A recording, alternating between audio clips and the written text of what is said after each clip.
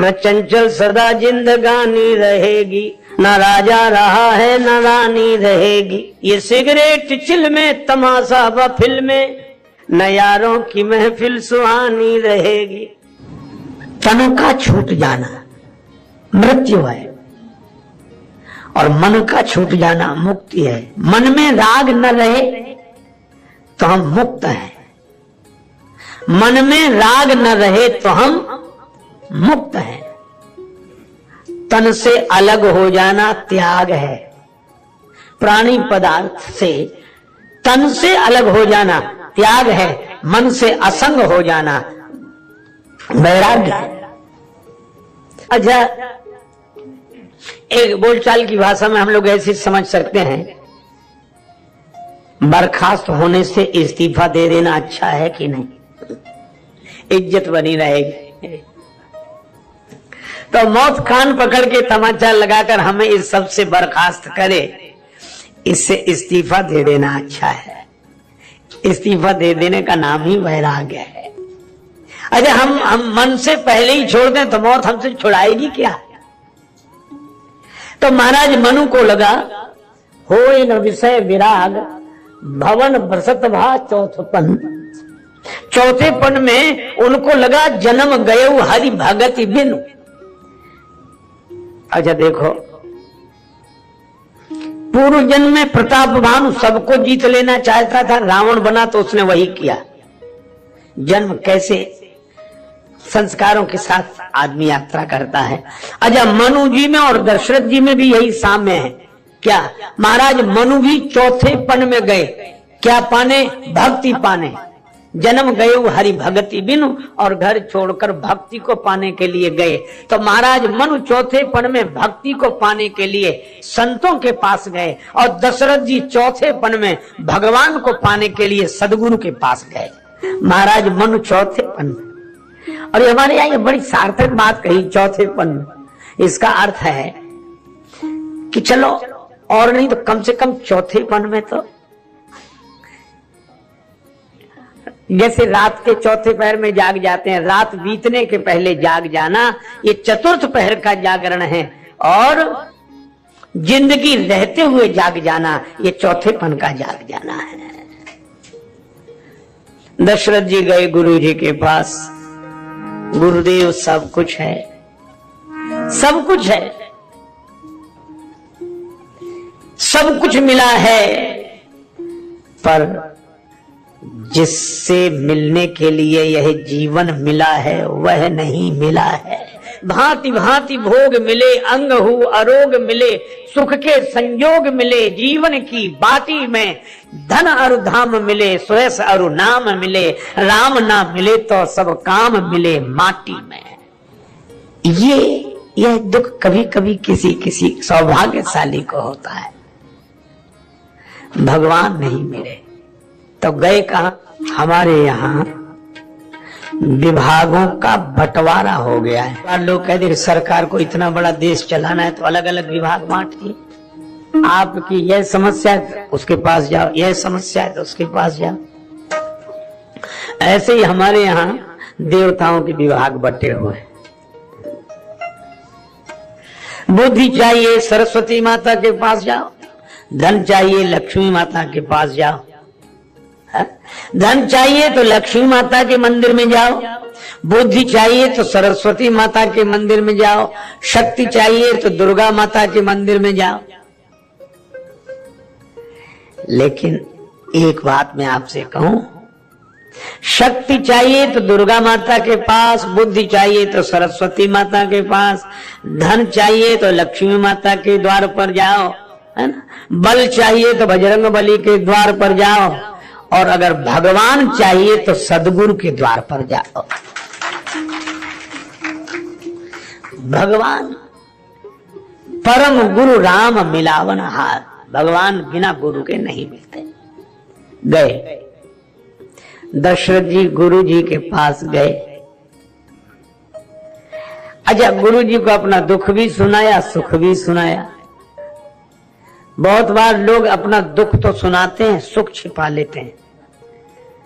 किसी को घाटा हो जाए तो मोहल्ले भर को सुनाएगा, और फायदा हो जाए तो किसी से नहीं, वो चलता रहता, वो कोई खास बात नहीं। पर गुरु जी को दशरथ जी ने दुख भी सुनाया और सुख भी, दुख भी सुनाया और सुख भी सुनाया। गुरुजनों से अपना दुख सुख सब सुनाना चाहिए। गुरुजी ने पूछा दुख क्या है? भगवान नहीं मिले।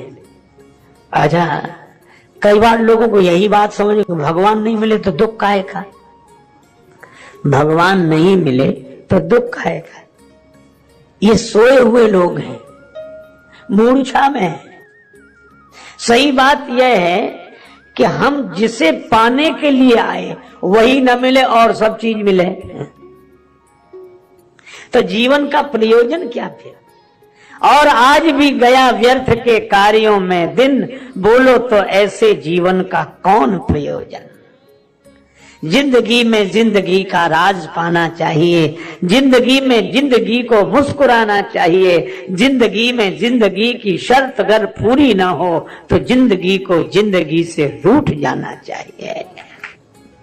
श्री रामकृष्ण देव दक्षिणेश्वर में निवास करते थे उन दिनों।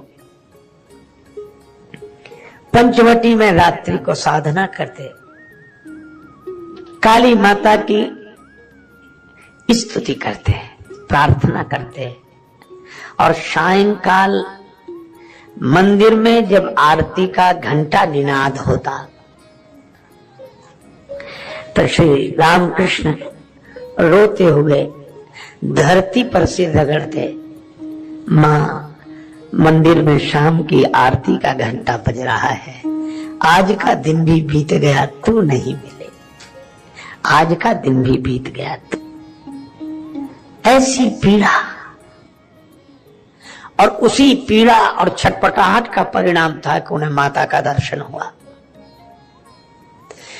उन्हीं रामकृष्ण देव से एक आदमी पूछने आया कि भगवान कैसे मिले, कैसे मिलेंगे भगवान? श्री रामकृष्ण देव ने कहा कि तड़पने से। तो तड़पना कैसा होना चाहिए? तड़पना, एक काम करो, क्या मेरे साथ गंगा जी नहाने चलो, बाद में बताऊंगा। ले गए, उस आदमी ने गंगा जी में जैसे ही डुबकी लगाई, श्री परमहंस रामकृष्ण देव ने उसके सिर पे हाथ रख दिया, बाहर नहीं निकलने दिया थोड़ी देर। अभी जरा छटपटा गया, देखा कि अब ये सह नहीं पाएगा, हाथ हटा दिया, सिर बाहर आया। रहे थे महाराज, आप यह क्या कर रहे थे? श्री रामकृष्ण देव ने कहा, तुम्हारे प्रश्न का उत्तर दे रहा था। वो उत्तर दे रहे थे कि प्राण ले रहे थे आप? महाराज ये भी कोई उत्तर? अरे भाई, तुमने पूछा था ना कि छटपटाहट कैसी हो, बस जैसे जल से बाहर निकलने की तुम्हें छटपटाहट हो रही थी, ऐसी ही छटपटाहट जिस दिन भगवान को पाने के लिए होगी उसी दिन वो मिल जाएंगे। पर तड़प ऐसी होनी चाहिए।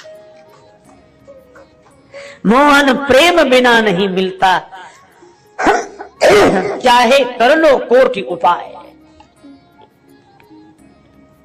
और वही हुआ। एक क्षण आया, दशरथ जी के जीवन में तड़प जागी, और जब तड़प जागी तो गुरु जी के पास गए।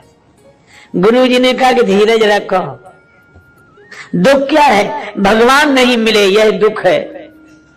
भवन में सब कुछ है, पर संतान के बिना घर सूना, संतान के बिना भवन सूना। चाहे सब कुछ हो, इसी तरह जीवन में चाहे सब कुछ हो, संतान के बिना अगर भवन सूना है तो भगवान के बिना जीवन सूना है, चाहे सब कुछ हो। गुरु जी ने कहा कि धीरज रखो, गुरु जी ने कहा धीरज रखो। दुख क्या है? भगवान नहीं मिले यह दुख है। तो गुरु जी ने कहा कि यहां आ गए तो भगवान तो नहीं मिले, पर सुख क्या मिल गया? सुख क्या मिल गया? सुख। भगवान नहीं मिले ये दुख है, पर भगवान से मिलाने वाले गुरु मिल गए यह सुख है। भगवान से मिलाने वाले गुरुदेव मिल गए यह सुख है। गुरु जी बोले धीरज रखो। और कब तक धीरज रखें महाराज, चौथापन आ गया। एक सज्जन एक भजन गाते थे, मुझे बहुत प्रिय लगा वो भजन। वो बिना साजवाज के गाते थे क्योंकि उनकी आवाज ही ऐसी थी कि अपना मसले। तो मैं उनसे वो भजन बराबर सुनता था, वो ऐसे ही गाते थे। न चंचल सदा जिंदगानी रहेगी, न राजा रहा है न रानी रहेगी, ये भजन सुनाते थे। और इसी में कहते ये सिगरेट चिल में तमाशा व फिल्म में, न यारों की महफिल सुहानी रहेगी। कहाँ कंस रावण कहाँ कामी कीचक,